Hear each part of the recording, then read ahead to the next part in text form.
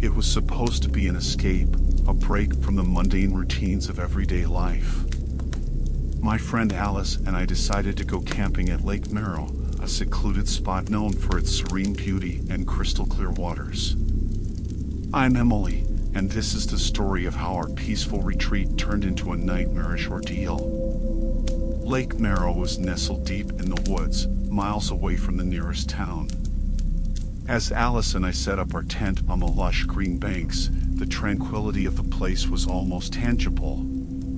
The lake, a vast expanse of shimmering blue, was captivating, its surface mirroring the sky. "Let's go for a swim," Alice suggested, her eyes sparkling with excitement. She always had a love for the water, a natural swimmer whose laughter and splashes were the soundtracks of our summer days. As the sun began to set, painting the sky in hues of orange and purple, we ventured into the cool, inviting waters of the lake. The first dip was refreshing, a welcome respite from the heat of the day.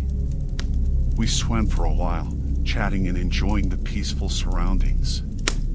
But as dusk turned to night, a strange feeling crept over me. The once calming waters now felt ominous, the darkness beneath the surface hiding unknown depths. "I think we should head back," I said, a sense of urgency in my voice.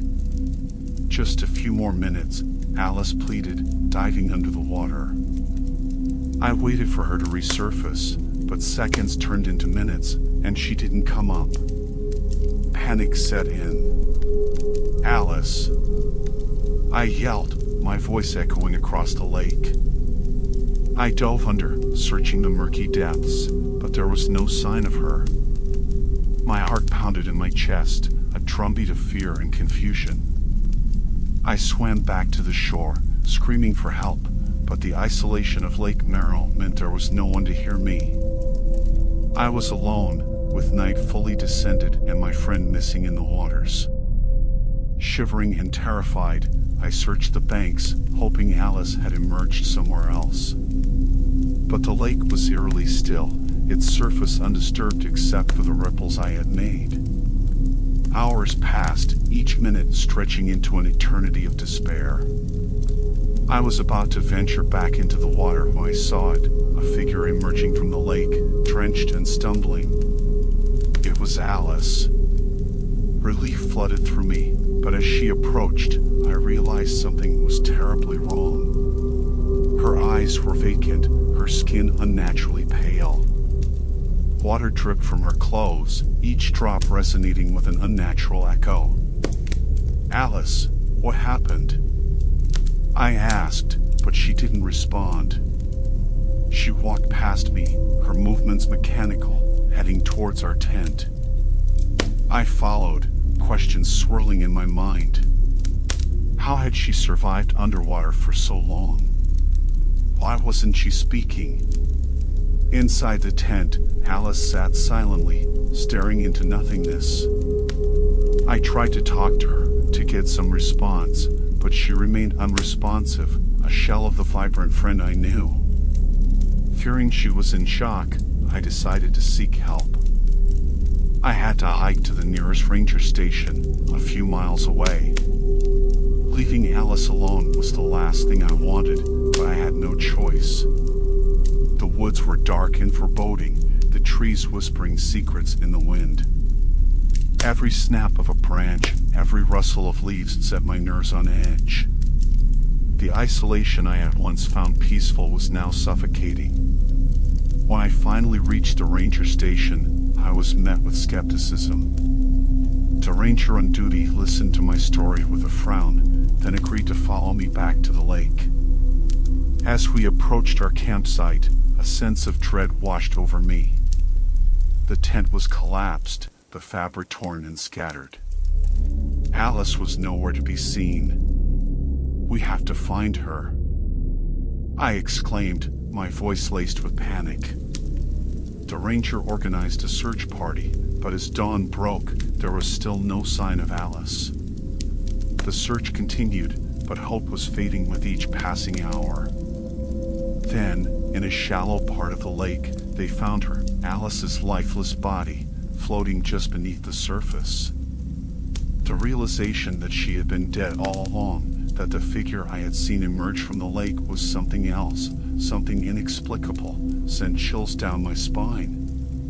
The police ruled her death an accidental drowning, but I knew the truth was far more sinister. What had I seen that night? What had walked out of the lake wearing Alice's face? I left Lake Merrill with a heavy heart, the memory of that night haunting me. The laughter and joy we had shared were overshadowed by the horror of her death, by the mystery of what had happened in those dark waters. People whispered about the curse of Lake Merrill, about the spirits that dwelt within its depths. But I knew it was no curse. It was something malevolent, something that wore the guise of the dead. Alice's death was a loss that I would never recover from, a wound that time couldn't heal. And every time I close my eyes, I see the lake, its waters dark and unforgiving, hiding secrets that were never meant to be uncovered. Lake Merrill remains a place of beauty and tranquility by day, but by night, it transforms into a realm of shadows and fear. And I know that whatever resides in that lake is still there, waiting beneath the calm surface, ready to claim its next victim.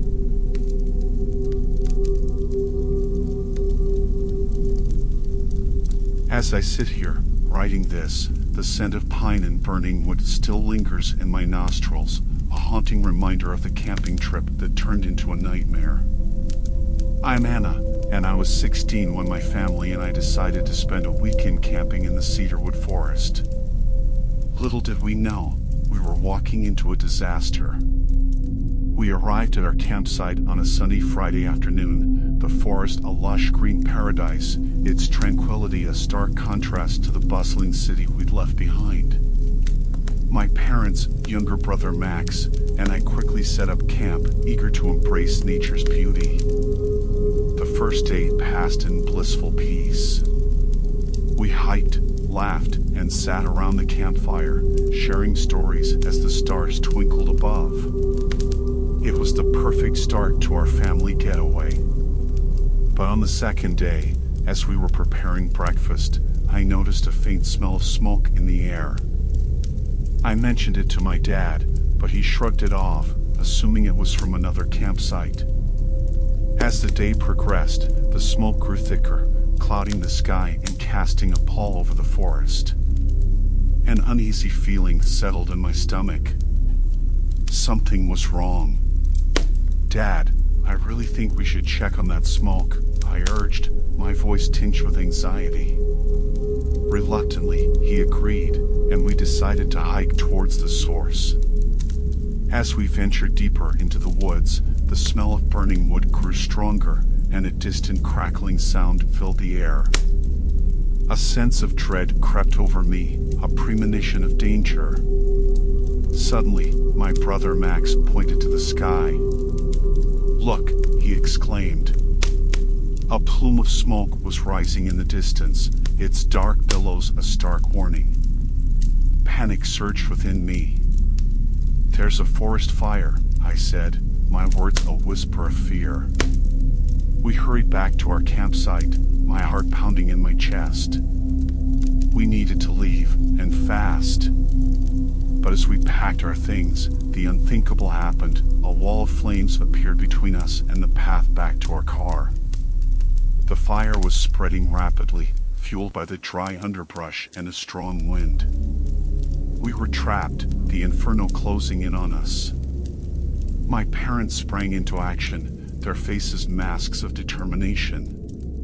"We need to find another way out," my dad said, his voice steady despite the fear that must have been coursing through him. We grabbed our essentials and fled deeper into the forest, away from the encroaching flames.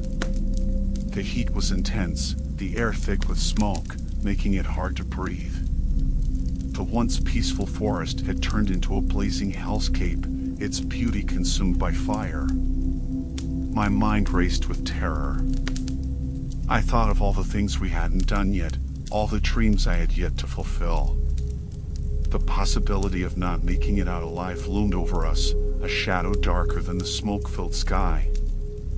We stumbled upon a small clearing with a creek, the water a potential barrier against the flames.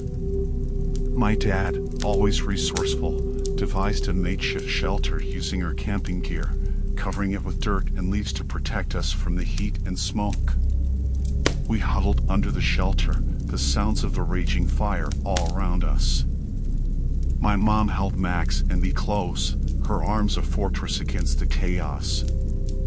We waited, each second stretching into an eternity, as the fire roared around us.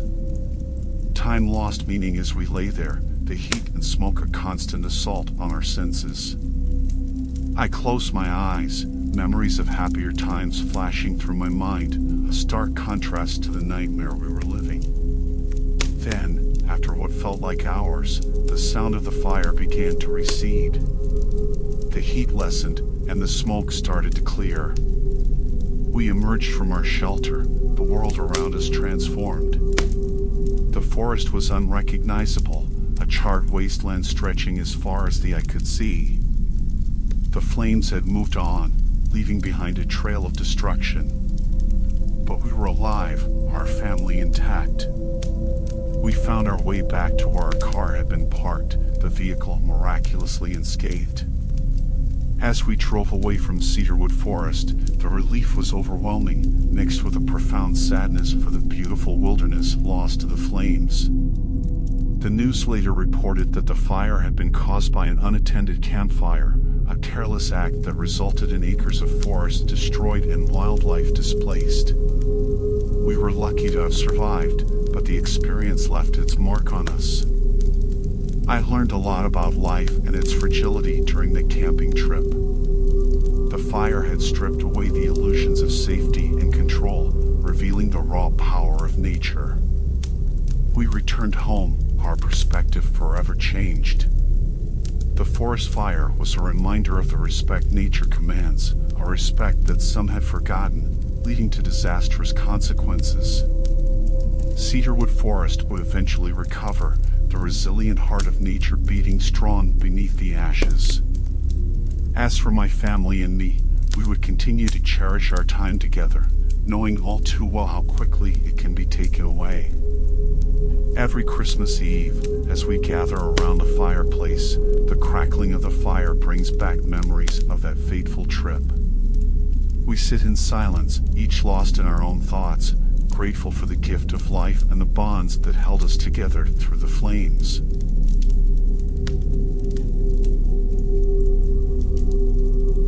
I never imagined a simple camping trip could turn into a nightmare, but that's exactly what happened at Camp Green Lake.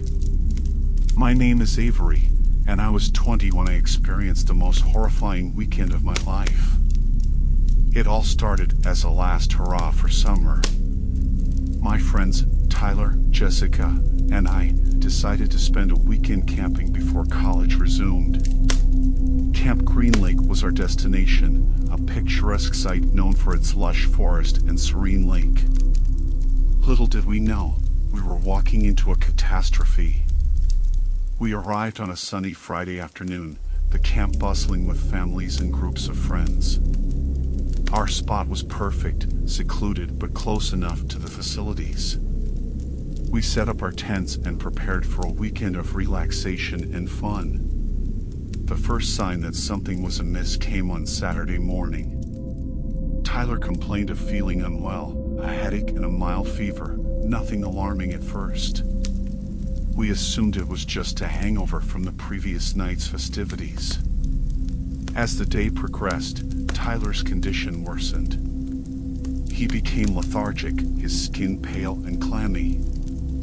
Concerned, Jessica and I decided to take him to the camp's medical center. The center was surprisingly crowded, with several campers exhibiting symptoms similar to Tyler's. The nurse on duty, a middle-aged woman named Helen, was overwhelmed. She mentioned an unusual number of sick campers, all showing signs of a mysterious infection.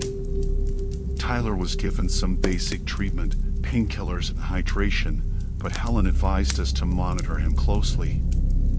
Unease settled in my stomach as we made our way back to our campsite. The atmosphere in the camp had shifted, Whispers of sickness and fear were spreading as fast as the apparent infection. By nightfall, Tyler's condition had deteriorated drastically.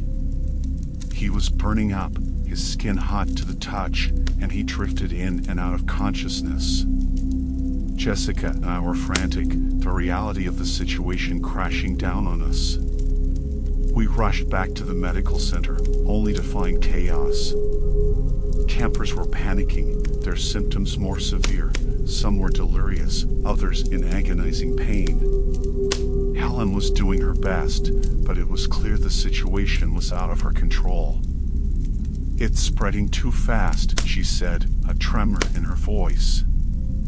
"We need to quarantine the camp and call for medical assistance." The word quarantine sent shivers down my spine. We were trapped, the infection spreading among us like wildfire.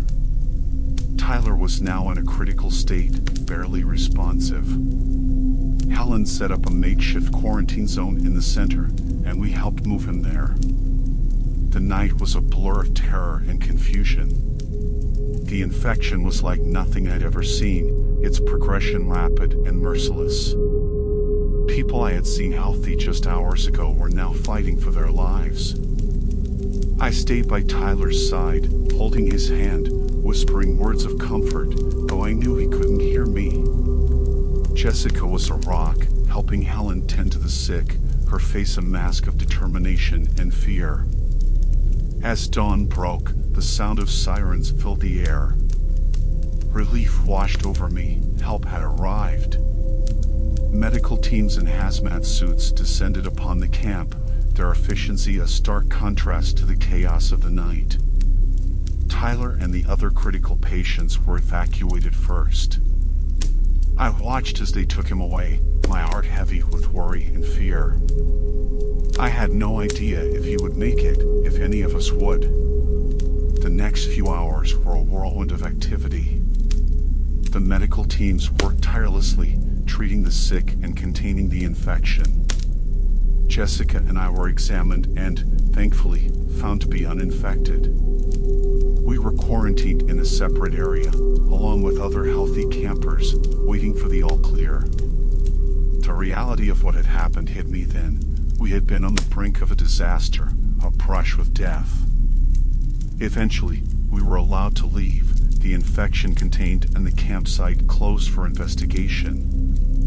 I later learned that the source was a contaminated water supply, a sinister invader that had turned our haven into a nightmare. The drive back home was silent, each of us lost in our thoughts. Tyler's condition was stable, but he had a long road to recovery ahead. The infection had left a scar on all of us, a reminder of how quickly life can change. Back in the city, life resumed its usual pace, but the memories of that weekend lingered. I couldn't shake the images of the sick and dying, the sound of their agony, the fear in their eyes. I visited Tyler in the hospital every day, watching as he slowly recovered. The ordeal had changed him, left him weaker but more appreciative of life.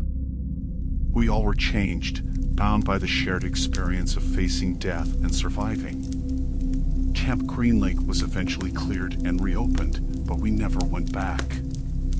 The name itself was enough to bring back the memories, the terror of that weekend. As I reflect on what happened, I realize how fragile our existence is, how a simple camping trip can turn into a fight for survival. We had gone to the camp to escape reality, but instead, we faced the harshest reality of all, the thin line between life and death. The infection of Camp Green Lake was a horror that would stay with me forever, a haunting reminder of the time when fear and sickness overshadowed the beauty of nature and the joy of friendship.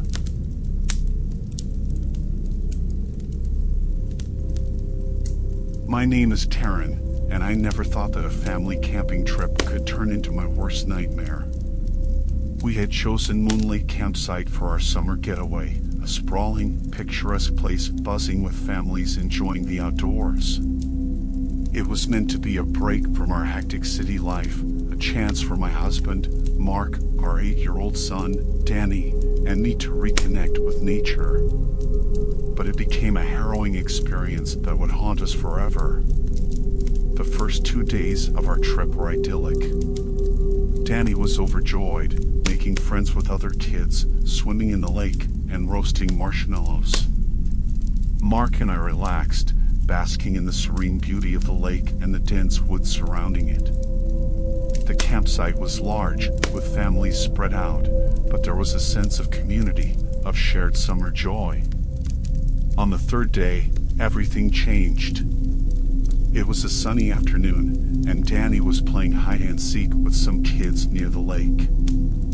I sat nearby, chatting with another mother. But when it was time to leave, I called out for Danny. There was no response. Panic surged through me. I called again, louder, my voice echoing across the lake. The other children came out of their hiding spots, but Danny was nowhere to be seen. I alerted Mark, and together we frantically searched the area, calling Danny's name. The carefree atmosphere of the campsite turned tense as other families joined in the search. As minutes turned into hours with no sign of Danny, dread settled in my heart like a heavy stone. The campsite staff contacted the local authorities, and soon the area was swarming with police and volunteers, combing the woods and diving into the lake. Night fell, a blanket of darkness punctuated by the beams of flashlights and the distant sound of a police helicopter. The lake, once a symbol of tranquility, was now a foreboding presence, its dark waters hiding unknown depths. I couldn't eat, couldn't sit still. Guilt and fear gnawed at me. Had I been too careless? How could I have let him out of my sight? Mark tried to be strong, but I could see the same terror in his eyes. We held each other, our family incomplete, the void left by Danny's absence a gaping wound. The search continued throughout the night. I prayed, bargaining with any force that would listen, for the safe return of my son. Then, as dawn broke, a volunteer's shout pierced the morning stillness. They had found something, a child's raft, floating near the far edge of the lake. I ran to the shore, my heart in my throat. There, lying on the raft, was Danny, unconscious but alive. Relief flooded through me, followed quickly by a new wave of fear. How had he ended up there? Was it an accident, or something more sinister? The paramedics rushed to him, their practice movements a blur. Danny was airlifted to the nearest hospital, his condition stable but concerning due to prolonged exposure and dehydration. The police began an investigation, questioning everyone at the campsite. There were no clear answers, only theories. Some speculated that Danny had wandered off and accidentally drifted away on the raft. Others whispered about a possible abduction attempt, citing the recent increase in such incidents. I couldn't process it. All that mattered was Danny's well-being. At the hospital, when he finally opened his eyes, the relief and joy were indescribable. But the trauma of the experience had left its mark on him. He was quiet, withdrawn, the sparkle in his eyes dimmed by fear. In the days that followed, we stayed by his side, our camping trip forgotten. The authorities concluded that there was no evidence of foul play, but the lack of answers was unsettling. The possibility of a kidnapping attempt couldn't be entirely dismissed.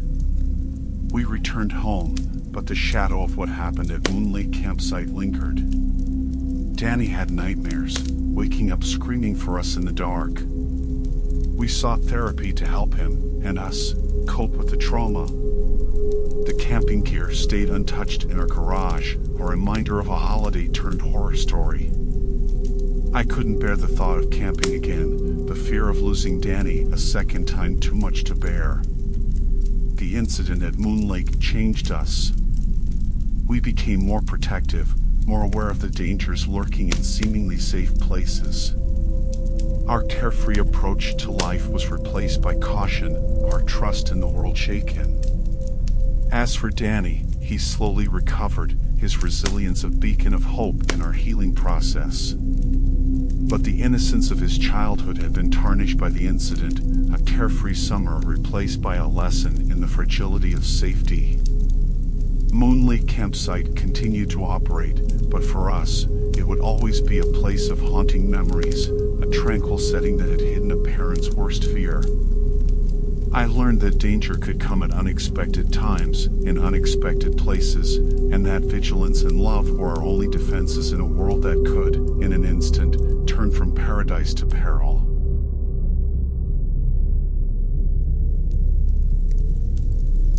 My name is Liam, and what began as an adventurous weekend of camping and fishing with my friends at Whispering River turned into a haunting ordeal that still sends shivers down my spine. We had chosen a secluded spot, known for its abundant fish and scenic beauty. But beneath its serene surface, a dark secret lurked, one that would forever change our lives. It was me, my best friend Jake, his girlfriend Sarah, and my sister Mia. We set up camp near the riverbank, our tents nestled among the trees. The first day was everything we hoped for, laughter around the campfire, stories under the stars, and the promise of a great fishing experience the next day. The following morning, armed with fishing gear, we made our way to the river. The water was clear, its gentle flow a soothing melody in the wilderness. Jake, an experienced angler, was eager to teach us the finer points of fishing. As the day wore on, we had little success. Undeterred, Jake suggested we try a spot he had noticed earlier, a deeper part of the river where fish were likely to gather. We agreed, unaware of the horror that awaited us. At the new spot, the river was indeed deeper, its current stronger. Jake cast his line and almost immediately, there was a tug. Excited, he started reeling in, but the line went taut, unnaturally so. Confused, Jake pulled harder, and that's when it happened, a sudden snap, and he lost his balance, falling into the river. Panic ensued. Jake was a strong swimmer, but the current was overpowering. We rushed to the riverbank, shouting for help, our voices echoing through the forest. Miraculously, Jake managed to grab onto a protruding rock and pull himself out of the water. But it was what he saw beneath the surface that turned our panic into terror. Glimpses of something in the depths, something that wasn't fish or river plants, human bodies, entangled in a grotesque embrace at the river's bottom. We stumbled back to our camp, our minds reeling from the discovery. We debated what to do. Were the bodies the result of some tragic accident, or something more sinister? Our questions were answered when we returned to the river with the park rangers. The divers they sent down resurfaced with grim faces. It was a pile of bodies, at least half a dozen, in varying stages of decomposition. The campsite was cordoned off, transformed into a crime scene. Detectives swarmed the area, their questions probing, their expressions grave. A sense of dread hung over us. The peaceful getaway we had envisioned was now a setting for a macabre investigation. As the days passed, the truth began to unravel. The victims were identified as missing persons, some gone for months. The cause of death was the same, blunt force trauma to the head, followed by drowning. The detectives focused on the campers and locals, anyone who had access to the river. The atmosphere at the campsite grew tense, suspicion casting a shadow over every interaction. I couldn't shake the feeling of being watched, the fear that the killer was among us, hiding in plain sight. Sleep became elusive, and every sound in the night was a potential threat. Then came the breakthrough. A local, a seemingly harmless man who often fished at Whispering River, was arrested. Evidence in his home linked him to the murders, a collection of personal items belonging to the victims found hidden in his basement. The motive was unclear, the man's mind a labyrinth of delusions and rage. But the damage was done, lives had been lost, families shattered, and our perception of safety irrevocably altered. The campsite was closed, the area forever tainted by the horrors that had occurred. We left Whispering River with a heavy heart, the memories of that weekend etched in our minds. The drive back home was somber. Jake, Sarah, Mia, and I were silent, each lost in our thoughts. The innocence of our camping trip had been stripped away, replaced by a haunting reality. In the weeks that followed, I struggled to come to terms with what had happened. The tranquil waters of Whispering River were now a reminder of the darkness that can hide beneath the surface, both in nature and in the human heart. I followed the trial, a part of me needing closure. The man was found guilty, sentenced to life in prison without parole. But the knowledge that justice had been served did little to ease the pain. The fishing gear remained untouched in my garage, a symbol of an adventure turned tragedy. I couldn't bring myself to go near a river again, the fear and memories too raw. Our group remained close, bound by the experience. We supported each other, understanding that the trauma would take time to heal. We had gone to Whispering River seeking a connection with nature, but we left with a deeper understanding of the fragility of life and the shadows that can lurk in the most unexpected places. The murders at Whispering River became a cautionary tale in our community, a stark reminder of the evil that can exist amidst beauty. And for me, it was a lesson in the unpredictability of life, how a simple fishing trip can turn into a fight for survival, both physical and emotional. As I look back on that fateful weekend, I realized that some waters are best left unexplored, their depths hiding secrets too sinister to fathom. The horror of Whispering River will forever haunt my dreams, a chilling echo of the day when the simple act of fishing unearthed a nightmare.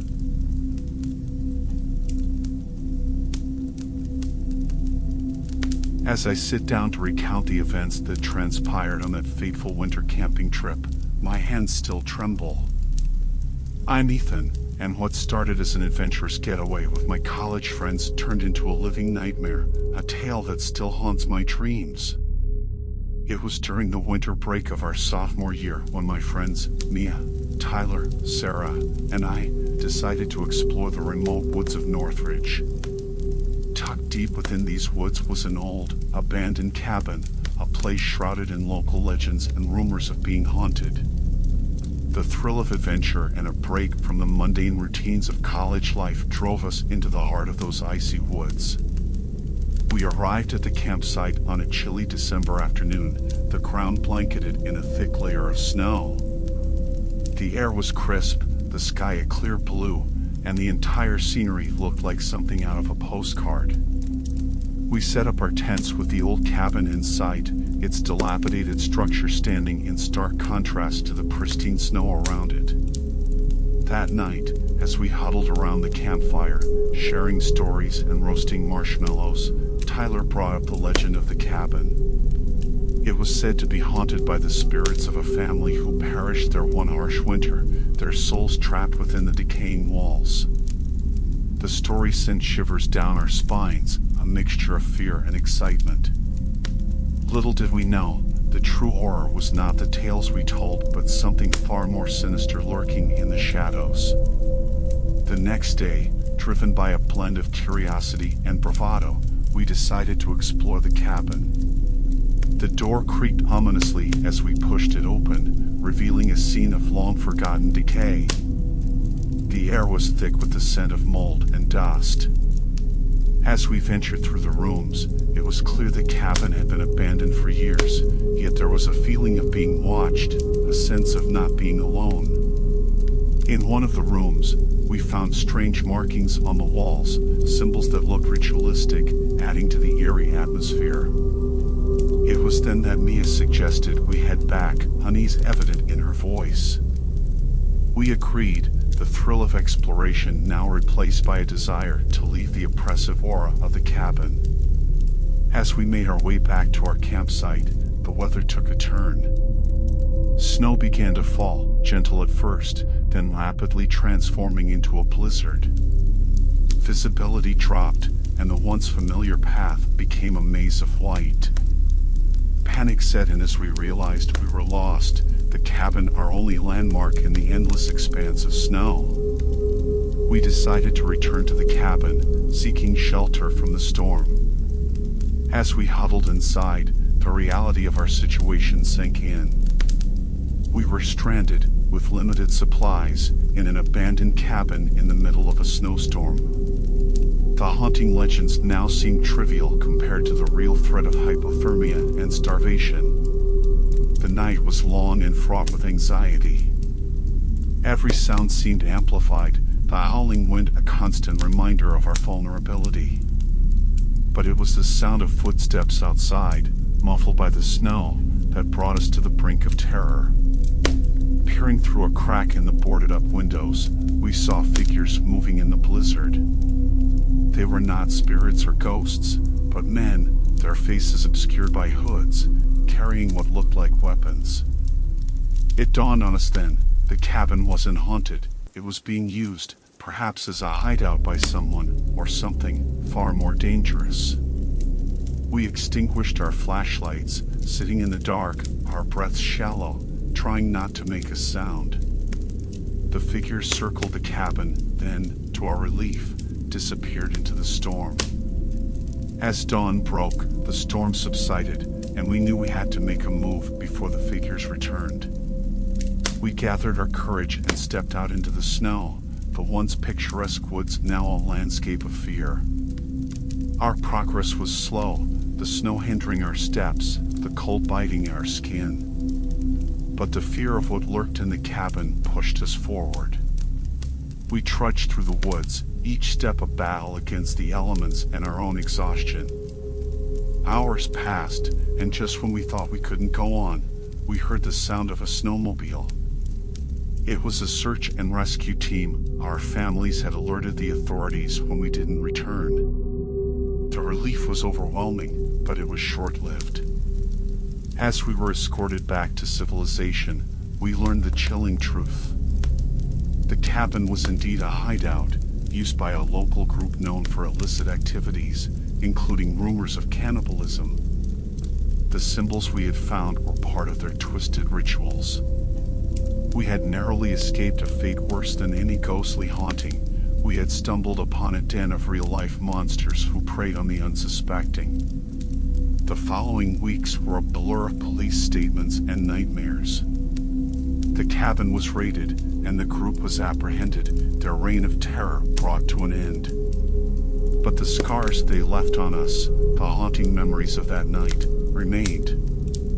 We returned to college, but the carefree spirit of our youth was lost. The experience had changed us, a harsh lesson in the reality of evil that exists in the world. The woods of Northridge, once a place of adventure, were now a reminder of our brush with death. I often find myself waking up in a cold sweat, reliving the terror of being trapped in that cabin, the figures lurking outside. The snow, once a symbol of winter beauty, now holds a sinister meaning for me. Our camping trip to the abandoned cabin at Moon Lake was supposed to be an escape, a story to tell for years to come. Instead, it became a tale of survival, a reminder that sometimes the most frightening horrors are not those of legend, but the ones that walk among us, hidden in plain sight.